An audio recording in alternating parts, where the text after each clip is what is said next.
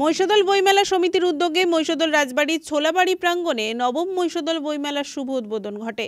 বিশ্বভারতীর প্রাক্তন অধ্যাপক ডক্টর অমিত্র সুন্দর ভট্টাচার্যের হাত ধরে মহিষাদল নবম বইমেলার উদ্বোধন হলো। বইমেলায় থাকছে অসংখ্য নামি দামি প্রকাশন, সংস্থার বই স্টল, বিদগ্ধ ব্যক্তিদের আলোচনা সভা, বিতর্ক সভা, সাহিত্য সভা, শিশু মহল ও বিজ্ঞান মঞ্চের অনুষ্ঠান, কুইজ, ম্যাজিক, আর্ট গ্যালারি এবং